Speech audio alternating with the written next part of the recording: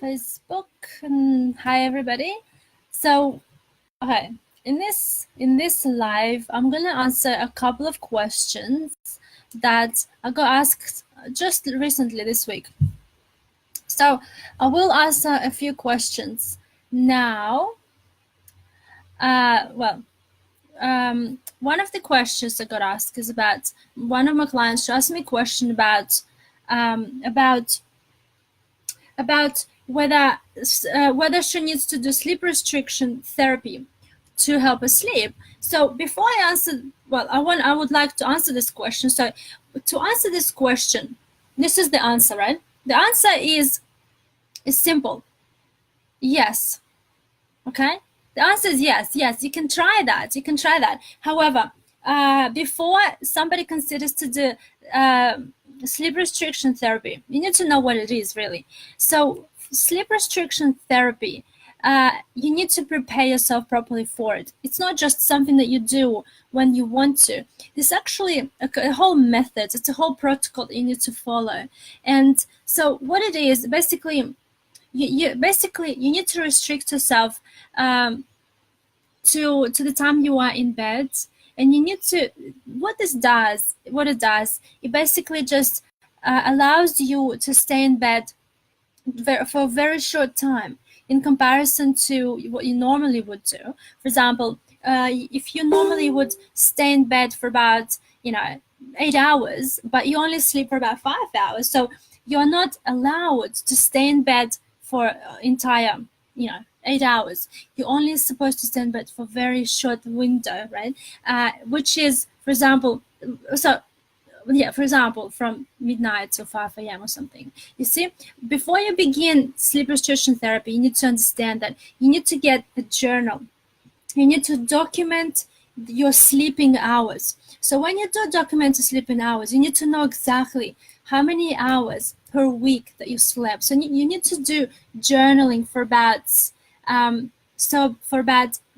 couple of weeks, because what it does, you basically write down the number of hours you sleep every day, and then you combine it together. For example, it's been 7 days, I slept for about 40 hours. That means you break it down by 7. So it gives you that approximate number of hours you need to stay in bed every night. So let's say, look, this is just on top of my head. I'm not doing exact calculations. So what it will be, for example, let's say I will only allow myself to stay in bed 6 hours. And you take the time from both ends. For example, if you go to bed at 10 p.m., but you don't fall asleep till 1 a.m. So when you're doing the sleep restriction therapy, you are not allowed to go to bed before 1 a.m. Does that make sense? And then if you do wake up after your struggles of sleep on and off, if you do wake up, for example, 6 a.m., so this is the time you need to set your alarm clock. So you basically only spend time in bed from 1 a.m. till 6 a.m. And this is what you're going to do consistently every day, no matter what. No matter how tired you are in the morning. No matter if you are getting your sleep in the morning, you have to get up at 6 a.m. It could be very difficult to do for some people, because we get so tired in the mornings that it's very difficult to do that. But you have to stick to it for about a month, because you need to create the habits. And you see, there's been study done on it, and it shows about effectiveness, about 70% effectiveness. However, the effectiveness, when I say effectiveness is only gives you that extra, half an hour sleep. So, in my personal opinion, the research also shows that people get that deeper sleep, and so they get like a chunk of sleep, even if they're short on sleep, but they get a chunk of sleep, right? And when they do that, they're still tired. They're still sleep deprived. However, they take away the suffering of several hours that it takes them to fall asleep. So if you do consider doing sleep restriction therapy, you need to consider other factors as well. It doesn't just go on its own. You don't just do a sleep restriction therapy on its own. You need to consider incorporating sleep hygiene. You need to incorporate relaxation methods. You need to incorporate a lot of meditation and just things like that. You need to incorporate in at the same time, with the sleep restriction therapy to have effects. However, the sleep restriction therapy is not your final answer. If you want to get, say, quality and quantity of sleep, so the sleep restriction is only good to initially take away the frustration of not sleeping. Okay, so in my opinion, also, what it does, it kind of works like on reverse psychology. So you know how you want something but you can't have it, so you want it more, like forbidden fruits and stuff like this. So when people say, oh, I really want it but I can't have it now, I want it so much. So this is it. This is how it kind of works in your subconscious mind. You see, you kind of get in your mind to you're gonna get your mind to kind of restrict it. Like it's almost like sleep is not permitted. And when it comes to you wanting sleep, when you do get it, you appreciate it more, you see. But you need to consider that you have to put up with the struggle of staying up till like 1 a.m. doing things, distracting yourself. So sometimes it could have an opposite effect, you see, because again, talking about subconscious mind, what can happen is that you because you're telling yourself, I can't sleep, so this can have a negative effect in the way that your brain will now think that I cannot sleep before 1 a.m. You see, so the brain is now primed that way not to allow you to go to sleep. So later on, when you want to kind of bring the sleep forward a bit, for example, you say, I want to go to bed at like 12 a.m. You see, it can work for some people, but for some people it might be saying, well, subconsciously I conditioned myself to not sleep before 1 a.m. and the brain you'll have more things to work on. For example, it'll be another issue to work on, you see. So subconsciously I don't see how that could be effective for a lot of people in a long term. So that's the answer. That's the answer to the question. Now, hello, I can see you. Send hi to me. Hello. Yes, thank you.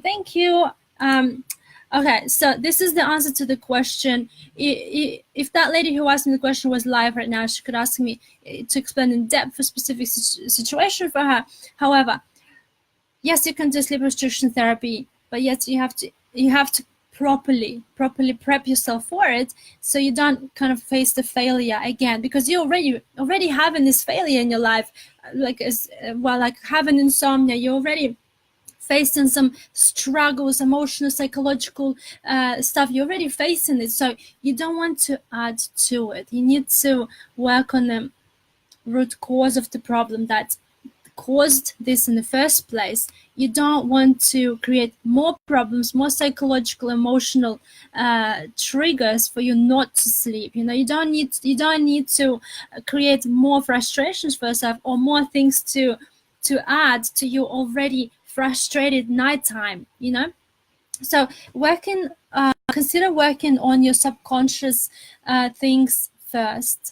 This is why so many of my clients have that success one session transformation, because this is what we do. We work on the subconscious traumas or things. I don't even know if I should call them traumas, because they're not always traumas. They're just something there that I can't explain. And when we do work on that, this is what gives people that liberation from anxiety, from depression, and things that they're suffering from emotionally. Okay. Now, next question. And I know somebody asking this question is live. So now, Adam, you asked me this question on the behalf of other people. You said you got asked that question before. Now, go ahead, ask this question live, because I am just going through the comments, looking. I can't see a question. You're gonna write the question here, unless you are writing as we speak. Okay. Before he starts writing, I'm gonna start answering his question. Okay, this is the taboo question, okay, that he asked me. However, I want him to really elaborate on the specific specifications of this question. However, so far, I'm gonna ask him the question from my own perspective, from my understanding of the question. Okay, he says here it goes. Right, Adam's writing, and we can wait for the question. Okay, so if you guys consider having sleep restriction therapy, PM me. I will have to give you the exact protocol how to do this, so you don't set yourself up for failure and for more emotional, psychological struggle. And actually, you need to understand whether is that the therapy for you. Is that going to be effective? Otherwise, why would you spend, prepping yourself for 2 weeks and then going through this therapy on your own for a whole month minimum? Like, you need to understand, is this for you really? Is this what you needed? Is this the root cause of your insomnia today? Because sometimes people hear this from somebody said, oh, I just sleep restriction therapy worked really well. Yeah, it can work really well. However, is that really for you? That's the question you need to ask yourself. And if you don't know whether it is for you or not, ask me. I will help you, guide you to the answer, to help you understand whether it is for you or not. Now, Adam, your question is not coming up, so hurry up. I'm going to basically waiting because this is an interesting question. And a question that I said I'm going to address this question live because it's been asked before, and instead of giving separate answers to separate people, let's just answer this question live. And believe me, I was not prepared for this question, but I don't need to prepare myself for this question because I'll just give you my opinion. Now, Adam says, okay, it seems to me when it comes to all of the insomnia groups or anyone dealing with ways to help, sex and masturbation is a massive taboo in any insomnia group. When the truth of it is, so many of the people I met via my own groups and others rely on masturbation or sex to get to sleep. Okay, what's the question? The question would be, okay, that's just information. What's the question, Adam? Now, okay, okay. It's like we're stuck in the 1950s, okay? Or communism, for example. Try growing up in communism, and you'll understand. Okay, what's the question then? Whether I'm only trying to guess. Whether you're saying, is this healthy behavior? All right, there he comes. Okay, first of all, explain to you. Well, I don't need to explain to you why we have sex and things like that. However, what I do know that when we do have it, it has a very relaxing effect on our body because during sex, our body produces, because it's a human contact. It produces endorphins. It produces oxytocin. It produces those pleasure and relaxation neurotransmitters production in the brain. It just fires them up. You see, like our brain, we get touch on the skin. The signal sends to the body that we are touched, right? And once we're touched, the specific neurons fire up in the brain, and they say, "I'm touched. I like it. Okay, give me more. Give me more." Serotonin, oxytocin, endorphins, whatever, all this relaxation hormones happening. We switch into the parasympathetic nervous system dominance, right? And the body gets into the state of alpha brainwave, right? And what is alpha brainwave? It's basically the pre-sleep brainwave, which we actually need to go to sleep. This is the relaxation brainwave, right? So when this is happening, literally the entire world at that moment doesn't exist. If you're properly relaxed, if you're properly into it, right? You literally switch off you're switching off from all the problems, anxiety, depression, worries, things, and other emotions that worry you, and basically emotions that trigger the negative responses in your body, right? In your mind, in your body. So basically people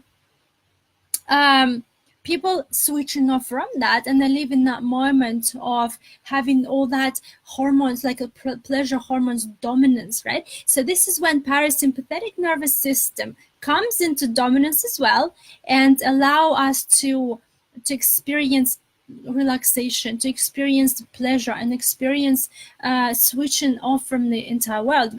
We need more of that, right? But it's not just sex that gives us, it takes us there, right? It's other things that can take us there too. However, in this specific question, we are talking about sex. So yes, people, I don't understand why this question is so avoided, because this is natural human processes, and so it's just natural things that we do. However, people are sometimes even shy talking about it. And when you talk, like you said, you mentioned whether is it addictive or not in relation to, for example, let's say, okay, I need to have sex to go to sleep, right? If I don't, I can't sleep. So when you look at it this way, yes, I can see negative association there, because you see, humans, we live by association. So everything we do has association behind it. Everything we see, everything we hear, everything we do has an association. For example, cup of coffee associated with what? Cake, right? Or, whatever it associates with. Thunder, you think of lightning, right? When you say word sleep, you think Sveti Williams, my name. For example. Now, everything has association in our brain, and our brain we are not in control of that association, because for example, for me, this word can associate with that word. For you, it could be the same word associated with completely opposite words, you see. So we're not in control of our associations purely because they are associated on their own, depends on our past experiences, right? So our past experiences determine how we think and what we do. So they trigger actions and they trigger thoughts, and obviously thoughts trigger actions. And because of that, the more new associations are created. For example, when I talk to people, when I teach my seminars, I said to people, there's only 3 things you can do. Only 3 things you should be doing in bed. You can guess what they are, right? Sleep, make love, and read my book. You see, all 3 things are good for you because they're all related to relaxation, to sleep, and promote that, create new associations in relation to sleep. And for us to go to sleep, we need to be relaxed, right? Have you ever gone to sleep when you're stressed and fired up? It just doesn't happen, because when we are stressed, we are in sympathetic nervous system dominance. And for us to go to sleep, whether we go to sleep within 30 seconds or 30 minutes, we still need to be relaxed to a certain degree. We need to be switched off from outside world. We need to be switched off from the stresses and things that the triggers and stresses. So when it comes to have sex at night, basically it works really well for some people. However, having sex as an anchor for sleep is not something that I see positive necessarily in some circumstances, when the people say, well, if I don't get it, I can't sleep. You can still have that as an anchor for good night's sleep, but you have to have a backup plan. If I don't get it, I can still sleep because blah, blah, blah, your association with it, for example. Do you know what I mean? Now, Adam, let me read your messages. People creating good or bad habits, and why is it so taboo? Yes, well, firstly, yeah, it's good and bad. Good habit because we actually need this, you see. We need that sexual things, because we are humans, we kind of biologically, we have that window since we become certain age, before we turn 20 or whatever, and then to a certain age when we go through menopause, or when we don't need it anymore. So we do have that window biologically, the responses in the body, they're asking for it and things like this. So if people see that as an addiction, then I can see that it's not that good. But when it's just something that gives you that relaxation and pleasure and things like that, if you have good associations with it, then it's good. If you have associations that are anything that goes negative with it, then I would reconsider how you see it and whether you want to have that association when it comes to sleeping in particular. I think Australia is becoming more communism, just saying. Perhaps, who knows? For some reason, yeah, it could be, because a lot of people are just really scared of what to say these days, because it's just these days somehow we're just been, taught these days that you gotta be really careful what to say. So if you grow up in the communist country, you're okay. But if you're not, your freedom of words is just not something that's so welcome these days, I guess, in some societies. I don't know. Now, sex, people can get away with talking about, but masturbation is the big word which is shut down when many men and women join a group and post anything about feel like it's a normal question. So Sveti Williams, masturbation for men and women, straight, simple, is good about. Okay. Okay, I'll tell you what.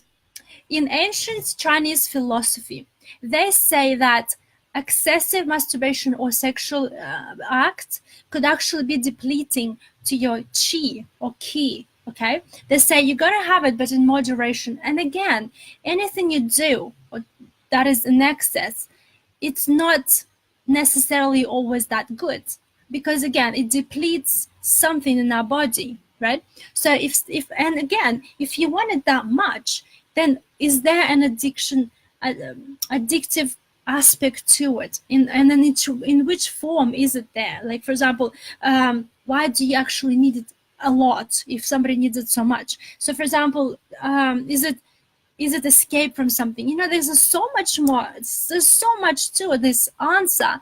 So yes, good and bad, it's both. But when it comes to access, doing it a lot, I would say it's if people can't be away from it for like a couple of days or so, then you need to understand what's in it that gives them that desire to have it. And if they don't, then this and this happens. Do you know what I mean? Like, does that answer your question, Adam? I need to know whether that answered your question or not. Type to me to answer my question to you for your question. And then, so like I said, if it's too much, I would reconsider thinking what's the underlying cause for the need of it. And if it's not too much, and if you know that there's no negative association, and if it's not a one and only anchor for good night's sleep, and if it doesn't interfere with your anything that you do during the day and night, then it's okay. I don't see a problem, because if it relaxes you, I'm all for sleep. I would tell people, do anything to get you into state of relaxation. I mean, not anything, but find things that really get you relaxed and get you to have that release of serotonin, oxytocin, and things like that. This is why people have relationships, because they want that companionship, because this is exactly what it gives them. It gives them the feeling of love. It gives them that release of these neurotransmitters. This is exactly what we need, because you see, people can argue, I can be single forever, I don't need anything. Yes, you can, but not forever. And if you read the book 5 Love Languages, actually, if you haven't read the book, I've got like a spreadsheet, not a spreadsheet actually, a cheat sheet of the languages and what. Anyway, I've got a PDF 1-page cheat sheet about this book. PM me if you want it. I'll email it to you. Now, you got to understand, before you know the answer, whether it's good for you or not, you need to get to know yourself better. For example, what is your love language? Okay? What is your dosha type? What is your personality type? Once in my online program, I give people all of these things to learn about themselves. And people say, there's so much to do. Why do I need to do this? Well, how are you gonna fix the problems if you don't know yourself? Okay, so a lot of people say, well, why does this work for some people, doesn't work for me? Well, that's because you're not like that person. You're different to that person. And why are you different to a person? Because you're born different. You're different dosha type. You're different. You got different love language. You're different in many ways, and a different personality type. Okay, here it says, what is too much? Oh, okay. What is too much? Again, what is too much for you? If you remember at some stage, when period of your time when you were just happy, okay, we all had that, even with a short period of time, whether it's just for a day or a week, or like you had like a really awesome year, and you always felt kind of, most of the time you felt really happy. Now, do you go back to that time and understand, just go back and think, okay, well, this is when I was happy. How much did I have it? How much was I happy with? How did I sleep? How did I feel? And understand at your happy point, who were you then and who were you today, at the times when you are not happy, when the times when you are happy. So understand the balance between happiness, sadness, and having that need for it. See when you need it more and when you need it less. For example, when you're in relationship or not, how well, like, this is how you understand. I can't really tell you exactly, well, you need it this many times and that many times, because it's not really a question that anyone can answer really for like one kind of set answer. Like I said, in ancient Chinese philosophy, they say that too much or excessive, or even every day, for example, it just depletes your ki, your chi energy. And when I look at it from that perspective, they all about, having your chi energy flowing through the body and having that chi energy restored and always looked after, because if chi dies, you die, and things like this. So basically understand the balance between too much and not enough, and then you understand what's good for you. It also depends, perhaps, the partner that you're with, whether how much do they need and how much do you need, and something in the middle would be good. You see, something that takes you to a place of feeling happy every day. This is the place where you need to understand how much is enough or how much is too much. Did I answer your question, Louisa? If I haven't, I can elaborate on it. Ask me perhaps to elaborate. Well, I think I know, not to myself, but people do rely on it as a go-to option. Not every single day, but I think it's important to let many people know to stop it every single night. But I think it's important to let many people know to stop doing it every single night. Wouldn't that be up to the individual? Yes. So, like I said, if people see this as a need and as a lack, if they don't have it, then this bad thing will happen. You see, if there is a dependence on the actual action, then obviously it's not something that is completely, completely healthy, I guess, in a way.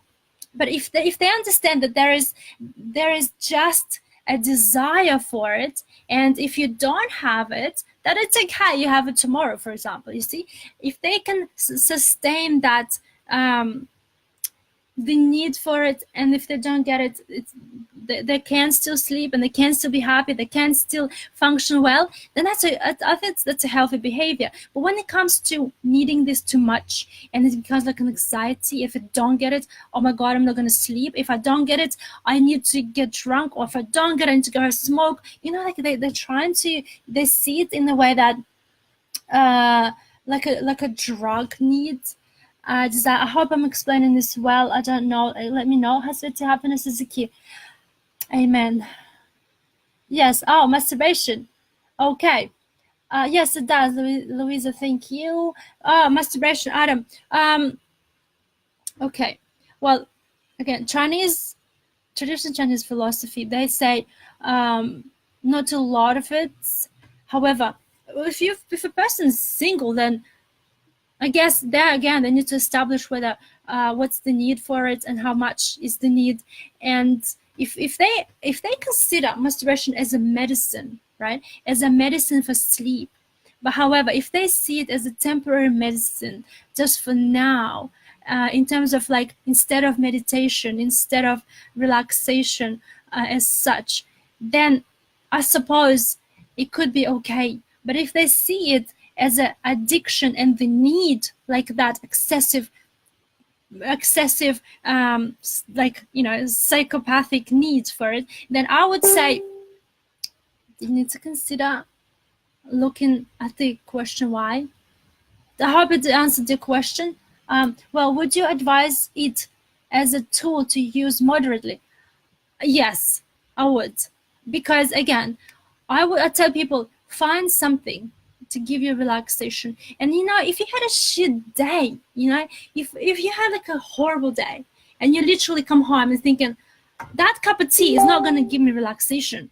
Okay, that TV show is not going to give me relaxation. If I get drunk, that's not going to relax me enough. Okay, then if you know these words, then do it. You know, I can't say don't do it because you're still going to do it, right? So if that relaxes you and you know it's going to put you to sleep, and you know it's better than taking, and if you know it's better than taking popping medicine pills or like prescription sleeping drugs, then I would say yes, because you know how I don't like sleeping medication because of the side effects and misuse and prescription and excessive kind of you know, look at the statistics. How many people died from prescription medication? Like, how many people died from it? It's including celebrities. What was it? Michael Jackson. He died from sleeping medication overdose. Like, look at all the celebrities. When I watched this documentary, I forgot the name of it. I forgot the name. If you look online, there is a documentary on celebrities. I think it's called Autopsy, something like that, when they understand the cause of death for them. And a lot of them say it's the combination. It's not the drugs that they take, like illicit, whatever, illegal drugs. It's actually prescription medication. And also a lot of it is in combination with alcohol. When you take prescription medication or other medication or drugs, when you combine it with alcohol, what it does, it kind of meets together those two, medication, alcohol. And what they do together, they produce another separate chemical, right? They produce that separate chemical, and that's the chemical that kills people. Okay, so when you look at it that way, there's too much prescription medication in the body. Firstly, body can't handle it. Body can't deal with it's too much. It's literally taking them from, because you see, if it was prescribed originally for sleeping, it's no longer having that effect on the body, because it literally puts people into like opposite effects, and there is too much of it. People go into shock and die, and this is really sad and scary situation for anybody to experience, or any bystander to witness and things like this. So there's so many deaths from medication, and I cannot explain my frustration in this video personally. So if you want to masturbate because it gives you sleep, then do it. You know, I don't see how that could hurt your body, your system, and give you overdose if you were to take medication that doesn't work in the first place. You see? If it doesn't work in the first place, then why take it? Again, sex is complementary medicine. Why? Just embrace it. Be happy about it. Some people do it and they feel guilty, and then they kind of say, oh, I just wish I didn't do it. Well, if you see it like a complementary medicine philosophy, for example, because those days they used to look at it differently to what we do these days, you know. So if you see it as a method of relaxation, if you see it something that puts you into that state that you don't care about the world, and this is what I want you to do. I don't want you to care about the world when it comes to sleeping. This is what I do. When it comes to my bedtime, I take my phone, you go straight on the flight mode, right? Flight mode, and nobody can reach me, right? Because it's my sleep. If I don't sleep well, I'm not myself for tomorrow. You see, I don't really care what's going on in the world when it comes to my bedtime. Okay? So do the same, just switch off from the entire world. Whatever gets there, do it. As long as, I know, it's complementary medicine, it's not specifically medication or alcohol or, things, whatever people do. I don't know. Okay, great.